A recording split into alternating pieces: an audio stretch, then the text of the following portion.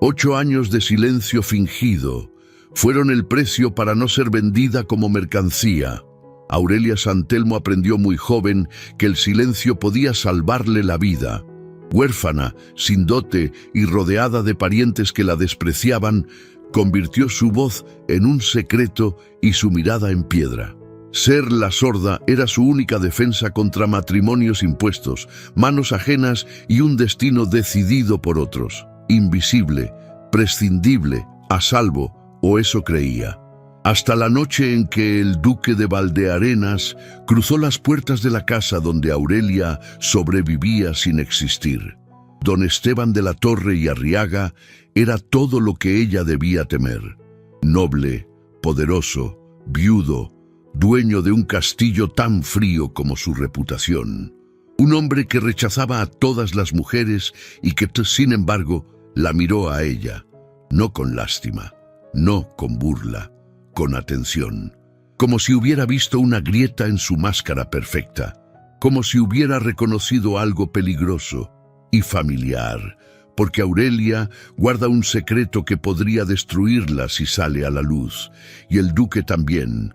Un matrimonio austero sellará una alianza nacida del engaño. Un castillo lleno de ecos será testigo de miradas que duran demasiado, silencios que dicen demasiado y un pacto tan frágil como prohibido. Pero cuando un enemigo del pasado empiece a husmear entre mentiras, documentos y pecados enterrados, Aurelia deberá decidir si volver a callar o arriesgarlo todo por un amor que nunca creyó merecer. ¿Puede una mujer invisible convertirse en duquesa sin perder su alma? ¿Y qué ocurre cuando el hombre más temido de Castilla decide proteger aquello que el mundo quiso romper? Esta es una historia sobre el silencio que duele, las máscaras que salvan, y el amor que ve incluso cuando nadie más escucha. Quédate conmigo y escribe en los comentarios desde donde nos escucha hoy. España, 1884. La boda se celebró en la capilla del castillo de Valdearenas, bajo la luz tenue de un amanecer de otoño. Una ceremonia austera, sin grandes fastos. Aurelia pronunció sus votos en silencio, asintiendo cuando el sacerdote hacía preguntas, y el duque respondió por ambos con voz firme y grave. Esa noche, cada uno se retiró a sus aposentos separados. Aurelia no durmió. Las primeras semanas transcurrieron en una danza de cautela mutua. El duque la trataba con cortesía distante, comunicándose mediante notas escritas que un criado llevaba de un ala a otra del castillo. Aurelia respondía con frases breves, manteniendo la farsa con rigor absoluto, pero él la observaba. Siempre la observaba. Lo notaba en los pequeños gestos, cómo dejaba caer un libro cuando ella entraba en la biblioteca, cómo tosía súbitamente durante las comidas, cómo sus pasos resonaban deliberadamente fuertes en los corredores de piedra. Eran pruebas, trampas sutiles diseñadas para provocar una reacción instintiva. Aurelia resistió cada una de ellas, pero el esfuerzo la consumía por dentro. Una noche, 3 semanas después de la boda, el duque entró en la biblioteca donde ella leía junto al fuego. Rosa se había retirado minutos antes. Estaban solos. Don Esteban se sirvió una copa de vino y se sentó en el sillón frente a ella, sin decir nada. El silencio se extendió entre ambos como un tercer ocupante de la habitación. Entonces, él habló sin mirarla, con los ojos fijos en las llamas. Debe ser agotador. Aurelia no reaccionó. Fingir, continuó él, girando lentamente la copa entre sus dedos. Cada día, cada instante, debe ser como cargar piedras invisibles sobre los hombros. El corazón de Aurelia latía tan fuerte que temió que él pudiera escucharlo.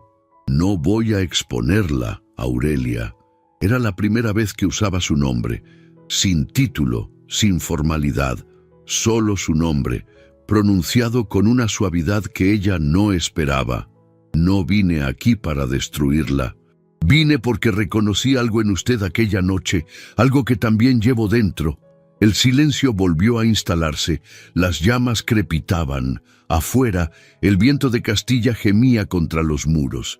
Aurelia sintió que los ojos se le llenaban de lágrimas antes de poder impedirlo. 8 años sin que nadie la viera de verdad, sin que nadie le hablara como a un ser humano completo. Y ahora este hombre, este desconocido que era su esposo, le ofrecía lo que nadie le había ofrecido jamás: comprensión sin condena. Cuando habló, su voz salió ronca, oxidada por años de desuso. ¿Cómo supo? El duque cerró los ojos un instante, como saboreando el sonido. «Porque yo también uso máscaras», respondió, «y reconozco las costuras». Esa noche establecieron un pacto. En público, Aurelia seguiría siendo la duquesa sorda, la esposa silenciosa que el mundo esperaba. En privado, serían aliados, cómplices de una verdad que nadie más conocería. Los días que siguieron fueron los más extraños y los más luminosos que Aurelia había vivido. Don Esteban comenzó a enseñarle los asuntos del ducado, las cuentas, los arrendatarios, las disputas entre vecinos. Descubrió que ella tenía una mente aguda para los números y una intuición certera para detectar mentiras. «Nadie guarda secretos cerca de usted», observó él una tarde mientras revisaban correspondencia. «Creen que no puede oírlos. Es una ventaja extraordinaria». Aurelia sonrió. Era la primera vez que alguien convertía su prisión en un don. Poco a poco, la distancia entre ellos comenzó a reducirse. No con palabras grandilocuentes ni gestos dramáticos, sino con pequeñas cosas. Un libro que él dejaba en su mesa con un pasaje marcado, una flor silvestre que aparecía junto a su desayuno, una mirada sostenida un segundo más de lo necesario. Una tarde, mientras ella practicaba en el viejo clavicordio del salón, otro secreto que solo Rosa conocía, él entró sin anunciarse. Aurelia se detuvo de golpe, las manos suspendidas sobre las teclas, el corazón latiéndole con fuerza. «No pare», dijo él desde la puerta. «Por favor». Ella dudó. Tocar era exponerse de una manera diferente, más íntima incluso que hablar. La música había sido su refugio secreto durante los años de silencio, el único lugar donde su alma podía gritar sin que nadie la oyera. Compartirlo era como mostrar una herida que nunca había enseñado a nadie, pero algo en la mirada de don Esteban la hizo continuar. No había curiosidad morbosa en sus ojos, ni la condescendencia de quien observa un espectáculo. Había algo parecido al hambre, como si él también necesitara escuchar algo verdadero. Aurelia cerró los ojos y dejó que sus dedos encontraran la melodía por sí solos. Una pieza lenta, melancólica, que su madre le había enseñado antes de morir. Las notas flotaron en el aire del salón como hojas de otoño, cargadas de nostalgia y de una tristeza tan antigua que ya casi se había convertido en belleza. Cuando la última nota se desvaneció, abrió los ojos. El duque estaba de pie junto al instrumento, tan cerca que podía percibir el aroma a sándalo y cuero de su ropa.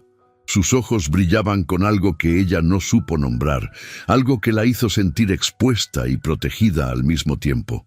«Tiene usted muchos talentos ocultos, Aurelia», dijo él, y su voz sonó más ronca que de costumbre. «Tuve que esconderlos para sobrevivir». «Lo sé», respondió él, «y lamento profundamente que el mundo la obligara a eso». Extendió la mano hacia ella, no para tomarla, sino para posarla suavemente sobre las teclas, junto a la de Aurelia. Sus dedos se rozaron, piel contra piel, calor contra calor. Ninguno de los dos retiró la mano. «Aquí no tiene que esconderse», murmuró él. «¿No conmigo? Nunca conmigo». El contacto duró apenas unos segundos, pero para Aurelia fue como tocar el sol después de años de oscuridad. Sintió que algo se descongelaba dentro de su pecho, algo que había estado dormido tanto tiempo que ya había olvidado su nombre. Cuando él finalmente apartó la mano, ella tuvo que contenerse para no seguirlo. El momento se rompió con la llegada de un criado que anunciaba visitas. Don Basilio Montalbán, marqués de Fuenteseca, solicitaba ser recibido. El rostro del duque se endureció como si hubiera sido tallado en piedra. ¿Lo conoce?, preguntó Aurelia en voz baja. Demasiado bien. Fue uno de los pretendientes que mi familia rechazó cuando buscaban esposa para mí la primera vez. Desde entonces me guarda rencor. Es un hombre que colecciona deudas ajenas y secretos que no le pertenecen. Tenga cuidado con él. Aurelia asintió y adoptó su máscara habitual justo a tiempo. El marqués entró en el salón con una sonrisa amplia y ojos de serpiente. Era un hombre de mediana edad, elegantemente vestido pero con algo rancio en sus gestos, como fruta que comienza a pudrirse bajo una cáscara brillante. Besó la mano de Aurelia con exagerada cortesía, hablándole lentamente y con voz excesivamente alta, como si fuera una niña tonta además de sorda. ¡Qué encantadora criatura!, exclamó dirigiéndose al duque. Debo confesar que me sorprendió enormemente su elección, Excelencia, pero ahora comprendo. Hay cierta paz en el silencio, ¿no es verdad? Aurelia mantuvo su expresión vacía mientras memorizaba cada detalle de su rostro, cada inflexión de su voz, cada mirada furtiva que lanzaba por el salón.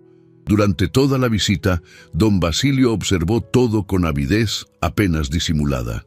La manera en que el duque miraba a su esposa cuando creía que nadie lo notaba, la forma en que Aurelia inclinaba sutilmente la cabeza hacia él cuando hablaba, como una flor buscando el sol, los pequeños gestos que delataban una intimidad que no debería existir entre un hombre y una mujer supuestamente incapaz de comunicarse con él.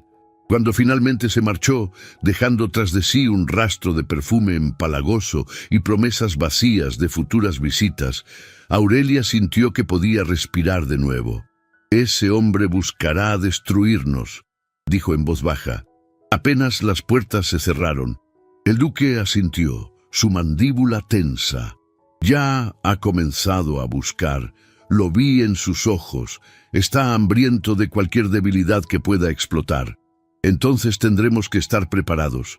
Don Esteban la miró con algo nuevo en los ojos. Respeto, admiración y quizás algo más profundo que ninguno de los dos se atrevía a nombrar todavía. «Juntos», dijo él. «Juntos», repitió Aurelia. Por primera vez en su vida no se sintió sola ante la amenaza. Por primera vez tenía a alguien a su lado dispuesto a luchar con ella, no solo por ella. Y eso, descubrió, era más valioso que cualquier título o fortuna. Había aprendido a convertirse en piedra. No era difícil. Después de tantos años, bastaba con vaciar los ojos, aflojar los hombros, dejar que el rostro adoptara esa expresión ausente que todos esperaban de ella. La señorita sorda, la carga silenciosa, la que no oye, no entiende, no importa.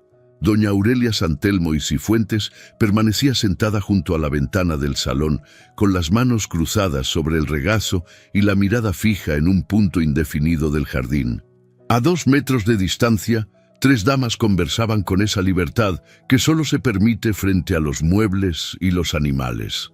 «Es una lástima que los condes no la hayan enviado ya a un convento», dijo la mayor, una mujer de mejillas empolvadas y voz aguda. «Al menos allí sería útil para algo, bordar manteles para los altares, quizás». «Mi esposo dice que ni siquiera eso», respondió otra, abanicándose con pereza. «Dicen que apenas puede escribir su nombre. Una mente vacía dentro de un cuerpo vacío». La tercera bajó la voz, aunque no lo suficiente. «Lo que me sorprende es que aún no la hayan casado con algún viudo desesperado. Hay hombres que prefieren esposas que no puedan protestar». Las risas brotaron como cristales rotos. Aurelia no movió un músculo. Por dentro, cada palabra era una aguja clavada en carne viva, pero había aprendido a sangrar hacia adentro. 8 años de práctica. 8 años fingiendo que el mundo era un lugar de sombras mudas, donde los sonidos no existían. Tenía 14 cuando comprendió la verdad. Su padre había muerto dejando deudas y un nombre manchado. Su madre lo siguió al año siguiente, consumida por la vergüenza. Aurelia quedó bajo la tutela de unos primos lejanos, los condes de Peñarroyo, que la recibieron como quien recibe una gotera en el techo, con fastidio apenas disimulado y la esperanza de que el problema se resolviera solo. La solución llegó pronto. Un pretendiente, don Horacio Bermúdez, 53 años, viudo 2 veces, con fama de manos pesadas y mal aliento. Los condes aceptaron la propuesta sin consultarla. Después de todo, ¿qué otra cosa podía esperar una huérfana sin dote ni belleza extraordinaria? Fue entonces cuando Aurelia descubrió su única arma. Dejó de responder cuando le hablaban. Fingió no escuchar los llamados. Adoptó esa mirada perdida que ahora dominaba con maestría. Los médicos fueron convocados, hicieron pruebas, gritaron su nombre detrás de ella. Dejaron caer objetos a sus espaldas. Aurelia no reaccionó a nada. El diagnóstico fue unánime: sordera severa, probablemente causada por alguna fiebre de la infancia que había pasado desapercibida. Una tragedia, dijeron. Una condena, pensaron los condes. Don Horacio retiró su oferta esa misma semana. Nadie quería una esposa defectuosa. Y así, Aurelia se convirtió en lo que siempre había deseado ser: invisible. El precio era altísimo. Vivía en un perpetuo exilio interior, rodeada de palabras que debía fingir no escuchar, de conversaciones que revelaban la crueldad desnuda de quienes la rodeaban. Nadie se molestaba en guardar secretos cerca de la sorda. Nadie cuidaba sus palabras. Y Aurelia lo absorbía todo, cada susurro, cada veneno, cada verdad dicha sin filtro. Aquella noche, sola en su habitación, Rosa le cepillaba el cabello mientras ella escribía en el cuaderno que guardaba bajo llave. Era el único lugar donde su voz existía. Hoy dijeron que habría sido mejor que naciera muerta. No lo susurraron. No bajaron la voz, lo dijeron como quien comenta el clima, porque para ellos ya estoy muerta. Rosa, su criada desde la infancia, era la única que conocía la verdad, la única que había jurado guardar el secreto hasta la tumba. «Hay noticias», dijo Rosa en voz baja, aunque estaban solas. «El duque de Valdearenas visitará la región la próxima semana. Los condes organizan una cena en su honor». Aurelia levantó la vista del cuaderno y escribió con letra rápida: «¿Y eso qué cambia para mí?». Rosa sonrió con tristeza. «Probablemente nada, pero dicen cosas curiosas sobre él, que rechaza a todas las pretendientes, que no ha vuelto a casarse desde que enviudó hace 3 años, que prefiere la soledad a la hipocresía de la corte». Aurelia no respondió. Sus ojos regresaron al cuaderno, pero su mano se detuvo sobre el papel. Un hombre que prefería la soledad, un hombre que rechazaba lo que todos buscaban. Quizás, pensó, era tan prisionero como ella, solo que su jaula tenía paredes de oro en lugar de silencio. Sacudió la cabeza, apartando el pensamiento. ¿Qué importaba? El duque vendría, la cena ocurriría, y ella permanecería en su rincón habitual, convertida en piedra, escuchando sin oír, viendo sin ser vista, como siempre, como para siempre. Una semana después, el carruaje del duque de Valdearenas cruzó las puertas de la casa de los condes de Peñarroyo. Aurelia lo observó desde su ventana, medio oculta tras la cortina. Alto, cabello oscuro con algunas hebras grises en las sienes. Porte elegante pero sin arrogancia. Caminaba con la cautela de quien ha aprendido a desconfiar de los gestos amables y las sonrisas fáciles. Algo en él la inquietó. No sabía qué. Quizás era la forma en que sus ojos recorrieron la fachada de la casa, como buscando grietas en una fortaleza. Apartó la cortina y regresó a su silla junto a la chimenea. Esa noche, durante la cena, todo cambiaría. Pero Aurelia aún no lo sabía. El salón resplandecía con la luz de 100 velas. Los candelabros de plata proyectaban sombras danzantes sobre los tapices flamencos. y el aroma del asado se mezclaba con el perfume de las damas y el humo de las chimeneas. Aurelia ocupaba su lugar habitual, un rincón discreto junto a la ventana, lo suficientemente cerca para ser vista, pero lo suficientemente lejos para ser ignorada. Los condes la habían vestido con un traje gris oscuro, sobrio hasta la austeridad, como recordándole a todos que no era una invitada sino una presencia tolerada. El duque de Valdearenas entró acompañado por el conde y las conversaciones se apagaron por un instante antes de reanudarse con renovado vigor. Aurelia lo observó sin parecer observar, con esa técnica que había perfeccionado durante años. Los ojos fijos en un punto neutro, pero la atención completamente despierta. Don Esteban de la Torre y Arriaga no sonreía. Respondía a los saludos con cortesía precisa, sin exceso ni frialdad, como quien cumple un deber sin entusiasmo, pero sin desdén. Sus ojos, notó Aurelia, no se detenían en los rostros, sino que los atravesaban, buscando algo detrás de las máscaras sociales. Durante la cena, lo sentaron en el lugar de honor, frente a la condesa y junto a las hijas casaderas de las familias vecinas. Aurelia quedó en el extremo opuesto de la mesa, entre una viuda anciana y un sacerdote sordo de verdad, con quien compartía el destierro de los prescindibles. No le importó. Desde su posición podía escuchar fragmentos de conversación y lo que escuchaba la intrigaba. «Su excelencia debe sentirse muy solo en ese castillo tan grande», ronroneó una de las jóvenes, inclinándose hacia el duque con estudiada inocencia. «La soledad es un lujo que pocos aprecian», respondió él, sin mirarla. «Prefiero el silencio honesto a la compañía vacía». La joven parpadeó confundida. Aurelia sintió algo extraño en el pecho, una punzada de reconocimiento, como un eco de sus propios pensamientos en boca ajena. Fue entonces cuando ocurrió. Una criada que pasaba detrás de Aurelia tropezó con el borde de la alfombra. La bandeja que llevaba se estrelló contra el suelo con un estruendo de metal y porcelana rota. El ruido fue súbito, violento, imposible de ignorar. Aurelia no giró la cabeza, no gritó, no se sobresaltó visiblemente, pero sus hombros se tensaron. Fue apenas una fracción de segundo, un movimiento mínimo, casi imperceptible, el instinto más primitivo del cuerpo humano, reaccionando al peligro antes de que la mente pudiera controlarlo. Se recompuso instantáneamente, regresando a su postura de estatua, pero el daño ya estaba hecho, porque el duque la estaba mirando. Sus ojos se encontraron a través del salón. Aurelia sintió que el corazón se le detenía. En la mirada de don Esteban no había acusación ni triunfo, solo una atención aguda, penetrante, como la de un halcón que ha detectado un movimiento entre la hierba.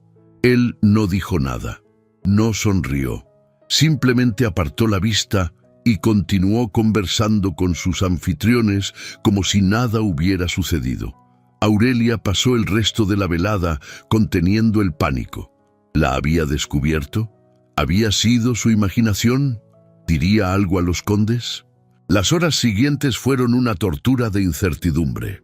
Al día siguiente, cuando el mayordomo anunció que el duque de Valdearenas solicitaba una audiencia privada con el conde, Aurelia supo que su vida estaba a punto de cambiar. Solo no sabía si para salvarse o para hundirse definitivamente. La reunión duró menos de una hora. Cuando el conde salió de su despacho, su rostro era una mezcla de asombro y júbilo mal disimulado. Mandó llamar a la condesa. Después, inexplicablemente, mandaron llamar a Aurelia. Ella entró en el despacho con el corazón latiéndole en la garganta. El duque estaba de pie junto a la ventana, de espaldas a la puerta. Se volvió cuando ella entró, y sus ojos la recorrieron con esa misma atención inquietante de la noche anterior. «Doña Aurelia», dijo el conde, sin molestarse en mirarla directamente, hablando hacia el duque como si ella no estuviera presente. «Su excelencia el duque de Valdearenas ha solicitado su mano en matrimonio». El mundo se detuvo. Aurelia mantuvo la expresión vacía, pero por dentro todo era caos. ¿Matrimonio? ¿Con ella? ¿La sorda inútil que nadie quería? He explicado a su excelencia su condición, continuó el conde con una mueca incómoda. Pero el duque insiste. Don Esteban dio un paso adelante. Cuando habló, lo hizo mirándola directamente a los ojos, algo que nadie hacía jamás. «No busco una esposa que me entretenga con conversaciones», dijo con voz clara, como si quisiera que ella leyera cada palabra en sus labios. «Busco paz, compañía silenciosa, alguien que no me atormente con expectativas ni me juzgue con palabras. Me han dicho que usted no oye. Para mí eso no es un defecto, es una virtud». Aurelia sostuvo su mirada, buscando la trampa, el engaño, la crueldad escondida. No encontró nada de eso. Solo una seriedad absoluta y, debajo de ella, algo que parecía casi comprensión. «¿Acepta?», preguntó el conde con impaciencia. Ella no tenía elección. Rechazar significaría despertar sospechas. Aceptar significaba entrar en territorio desconocido, atada a un hombre que quizás sabía demasiado. Aurelia inclinó la cabeza en señal de aceptación. El conde exhaló con alivio. La condesa aplaudió con entusiasmo fingido. El duque no sonrió. Pero antes de salir del despacho, al pasar junto a Aurelia, murmuró algo tan bajo que solo ella pudo escucharlo. «Hablaremos pronto, cuando estemos solos». No la miró al decirlo. No esperó respuesta. Aurelia sintió que el suelo se abría bajo sus pies. Él sabía, y ahora ella era su esposa. Las semanas siguientes trajeron una calma engañosa. El invierno cayó sobre Castilla con su manto de escarcha, y el castillo de Valdearenas se convirtió en un refugio aislado del mundo. Aurelia y don Esteban desarrollaron una rutina secreta.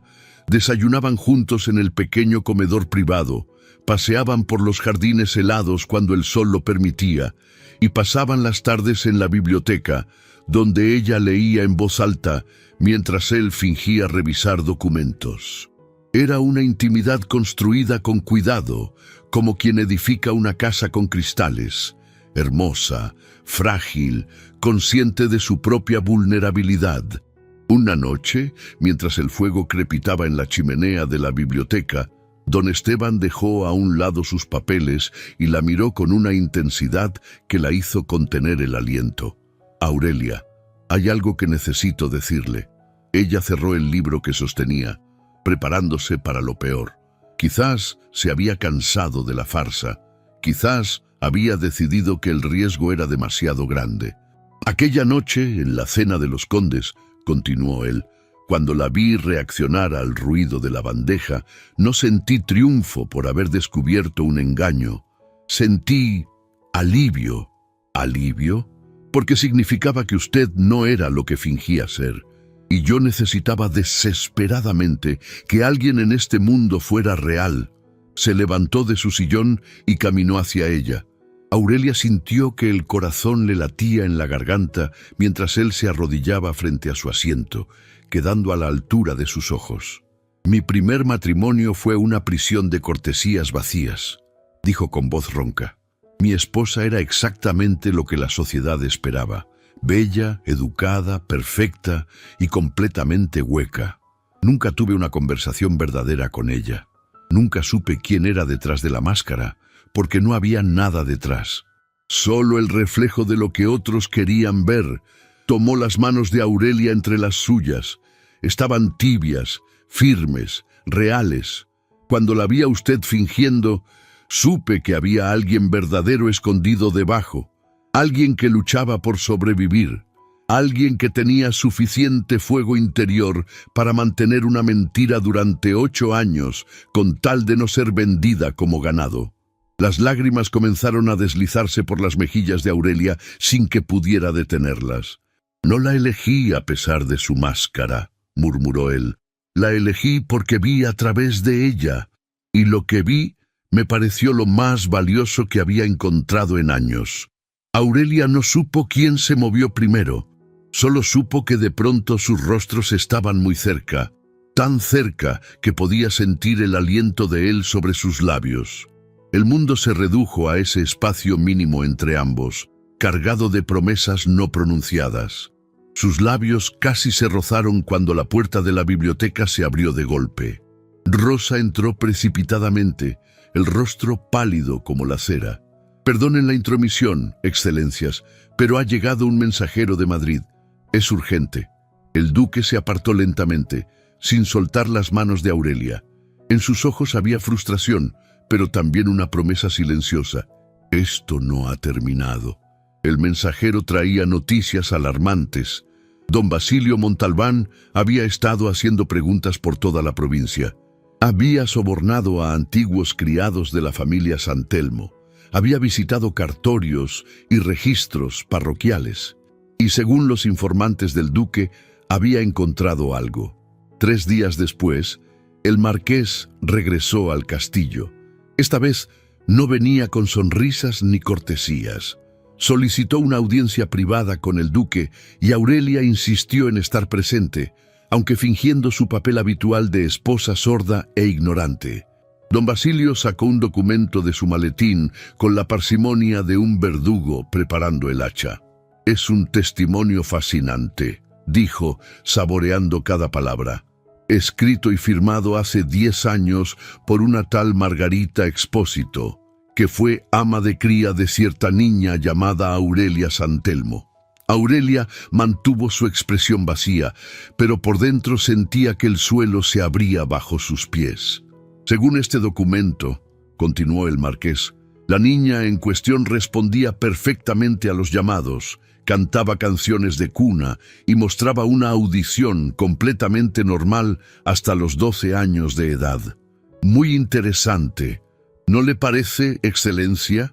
El duque no se inmutó. «¿Qué quiere, Montalbán?» «Justicia, orden, la verdad saliendo a la luz». Su sonrisa se ensanchó. «O, si lo prefiere, un acuerdo entre caballeros. Usted anula discretamente este matrimonio fraudulento, alegando que fue engañado, y yo me aseguro de que este documento nunca llegue a manos de la Iglesia ni de la corona.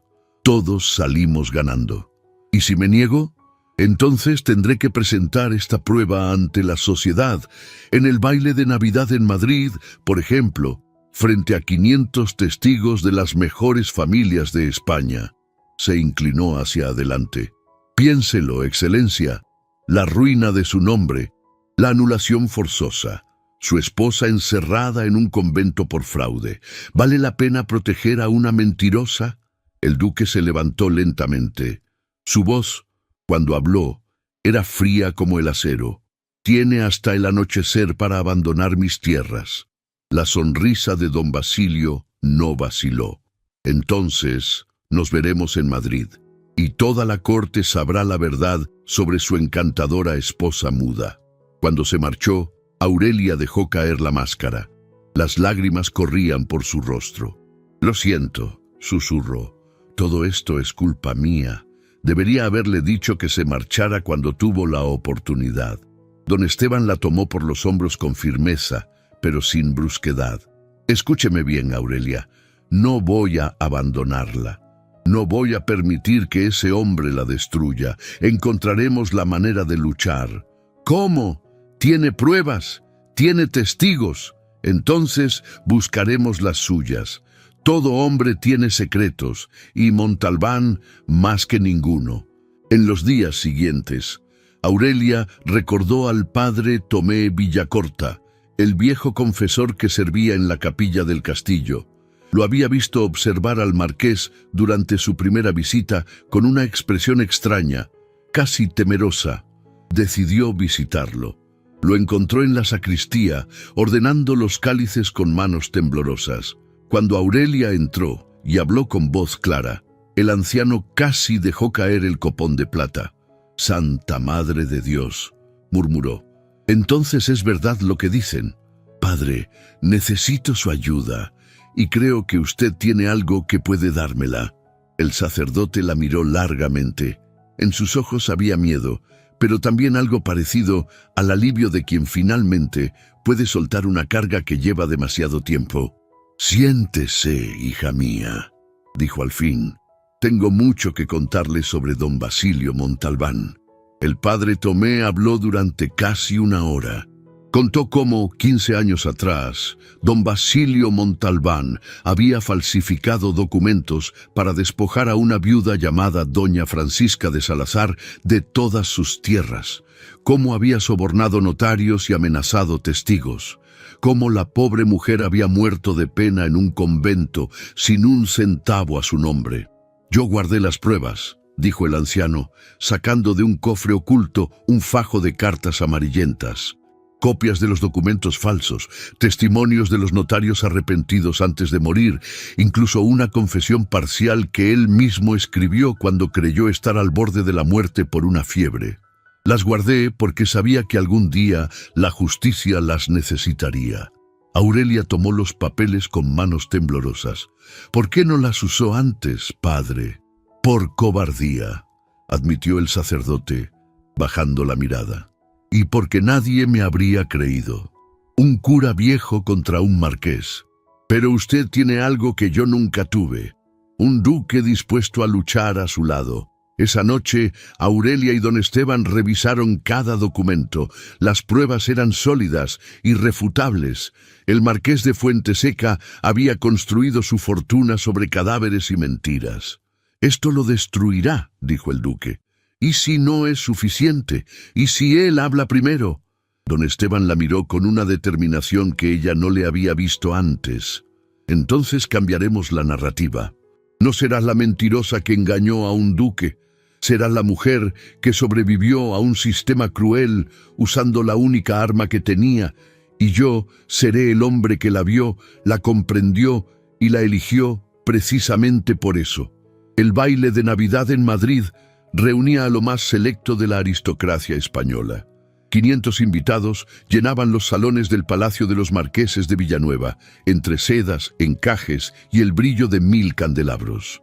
Aurelia entró del brazo de don Esteban, vistiendo un traje de terciopelo azul oscuro que él mismo había elegido. Su expresión era serena, su paso firme. Nadie habría adivinado que caminaba hacia su propia ejecución o su salvación. Don Basilio Montalbán los esperaba cerca de la escalinata principal, rodeado de un pequeño grupo de curiosos que había reunido con susurros y medias palabras durante las semanas anteriores. Cuando los duques de Valdearenas se acercaron, el marqués alzó la voz con teatralidad estudiada. Señoras y señores, permítanme presentarles la gran farsa de esta temporada. El murmullo se extendió como fuego en la paja. Las conversaciones se apagaron. Todos los ojos se volvieron hacia ellos. La duquesa de Valdearenas, continuó don Basilio, señalándola con un dedo acusador, no es sorda, nunca lo fue. Ha engañado a todos durante años, a su familia, a la sociedad y sobre todo a su propio esposo. Tengo pruebas. El silencio era absoluto. Aurelia sintió las miradas clavándose en ella como agujas de hielo. Entonces don Esteban dio un paso adelante y alzó la mano pidiendo atención. Su voz resonó clara y firme en el salón. Es verdad. Un jadeo colectivo recorrió la multitud.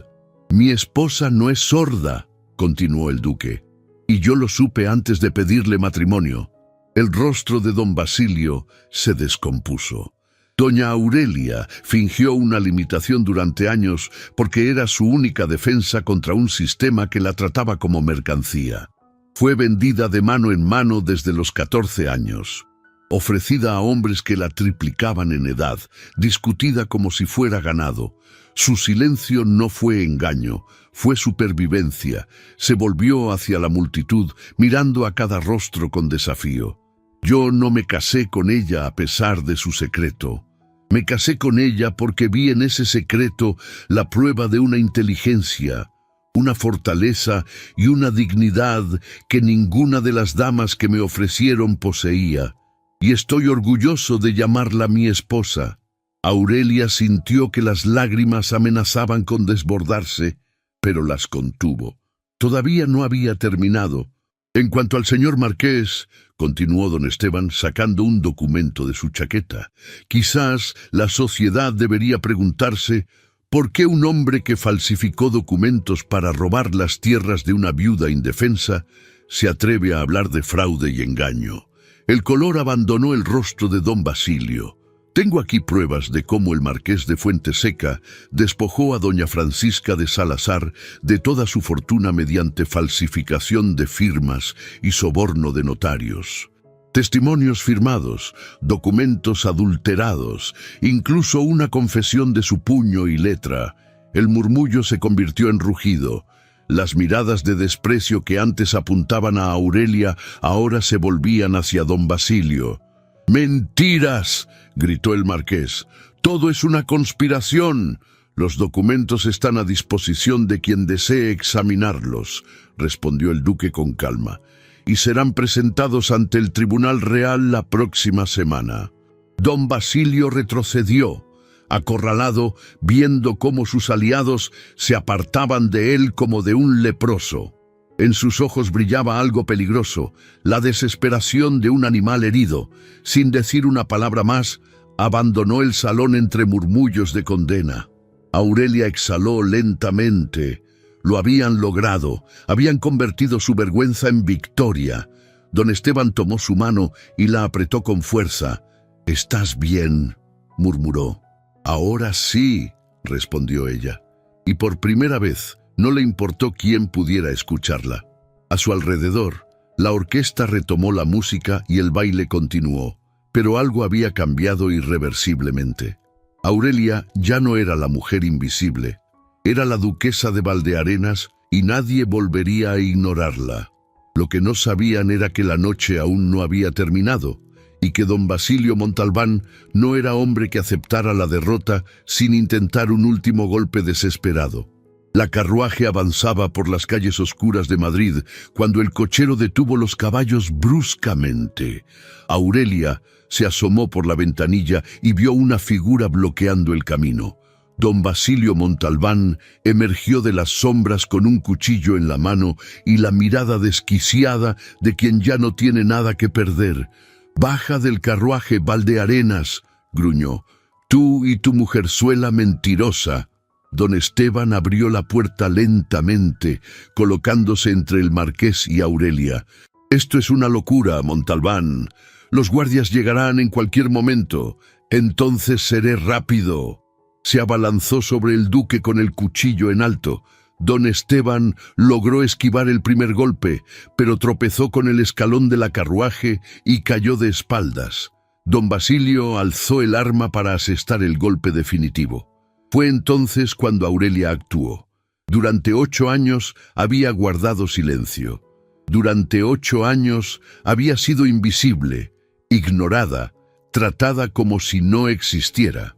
Pero ahora, viendo al hombre que amaba en peligro, todo ese silencio acumulado estalló en un solo instante. «¡Guardias!». Su voz resonó por la calle desierta como una campana de alarma.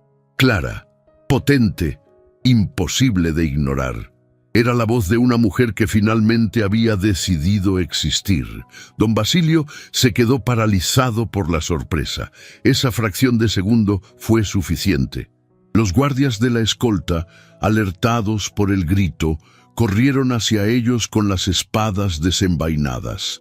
El marqués intentó huir, pero no llegó lejos.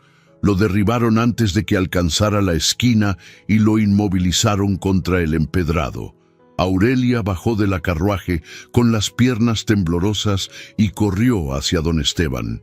Lo ayudó a levantarse, revisándolo con manos frenéticas en busca de heridas. «¿Estás bien? ¿Te hizo daño?» «Estoy bien», murmuró él, tomando su rostro entre las manos. «Gracias a ti».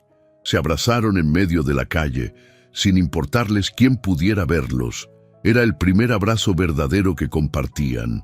Y Aurelia sintió que todo el miedo, toda la soledad, todos los años de silencio se disolvían en el calor de sus brazos. 2 semanas después, el castillo de Valdearenas había recuperado su calma. Don Basilio Montalbán fue arrestado por intento de asesinato contra un duque del reino. El tribunal, tras examinar las pruebas de sus fraudes anteriores, lo condenó al exilio perpetuo y a la confiscación de todas sus propiedades. Su nombre quedó manchado para siempre. En la biblioteca donde todo había comenzado, Aurelia y don Esteban se sentaron frente al fuego. Afuera, la primera nevada del año cubría los jardines de blanco. ¿Te arrepientes?, preguntó ella, de haberte casado con una mentirosa. Don Esteban sonrió y tomó sus manos entre las suyas. Me casé con una sobreviviente, con una mujer que tuvo el coraje de luchar contra un mundo injusto usando las únicas armas que tenía. No hay nada de qué arrepentirse.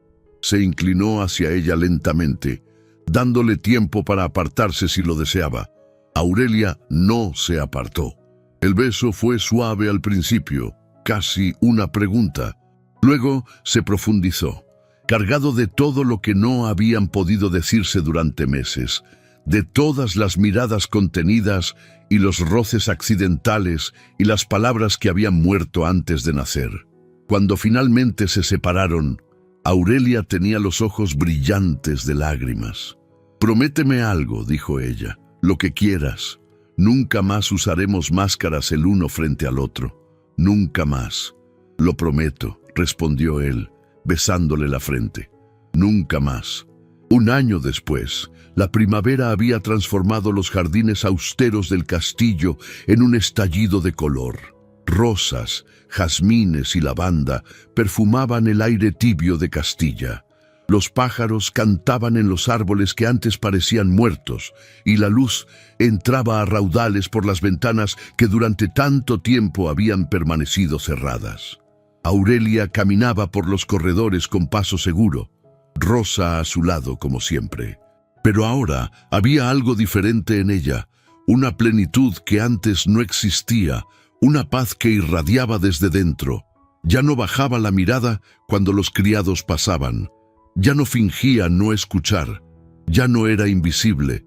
En sus brazos llevaba un pequeño bulto envuelto en encajes blancos. Su hija, nacida con los primeros brotes de la primavera, dormía plácidamente. La habían llamado Esperanza, porque eso era exactamente lo que representaba, la promesa de un futuro construido sobre la verdad. Esa noche, mientras la niña descansaba en su cuna, Aurelia abrió por última vez el cuaderno donde había escrito durante años de silencio. Las páginas amarillentas guardaban todo su dolor, toda su soledad, toda su rabia contenida, pero también guardaban el testimonio de su transformación. Mojó la pluma en tinta y escribió las palabras finales. Hace un año era una mujer sin voz. Hoy mi voz llena estas paredes de risa, de conversación, de canciones de cuna. No porque alguien me diera permiso, sino porque encontré a alguien que me hizo creer que siempre tuve ese derecho, a mi hija, que algún día leerá estas páginas. Nunca dejes que el miedo silencie quien verdaderamente eres. Las máscaras protegen, pero también aprisionan. La verdadera valentía no es la ausencia del miedo, sino elegir la verdad aunque el miedo grite que te escondas. Con amor, tu madre, Aurelia, que finalmente aprendió a hablar. Cerró el cuaderno. Don Esteban entró en la habitación y la abrazó desde atrás, contemplando juntos a su hija dormida. «¿En qué piensas?», murmuró él. «En lo extraño que es el destino», respondió ella. «Fingí no oír para sobrevivir, y al final fue precisamente ese silencio lo que me trajo hasta ti». Él la besó en la sien con infinita ternura. «Entonces, bendito sea ese silencio, y bendita seas tú por haber tenido el coraje de romperlo». Afuera, el sol se ponía sobre las montañas de Castilla, tiñendo el cielo de oro y carmesí. Las campanas de la capilla del castillo tocaron a vísperas, y su sonido se mezcló con el canto de los pájaros y el murmullo del viento entre los árboles. Dentro, una familia comenzaba su historia. Una historia nacida del silencio y florecida en palabras. Una historia de amor que empezó cuando un hombre vio a través de la mentira y encontró un alma que merecía ser vista. y el silencio, por fin, se había convertido en música. Gracias, querido oyente, por acompañarme hasta el final de esta historia. Si aún no lo has hecho, suscríbete al canal. Es completamente gratis y nos ayuda muchísimo a seguir creando historias para ti. Déjame en los comentarios la palabra vivir. Así sabré que estuviste aquí hasta el último segundo. Gracias por estar. Que Dios te bendiga siempre.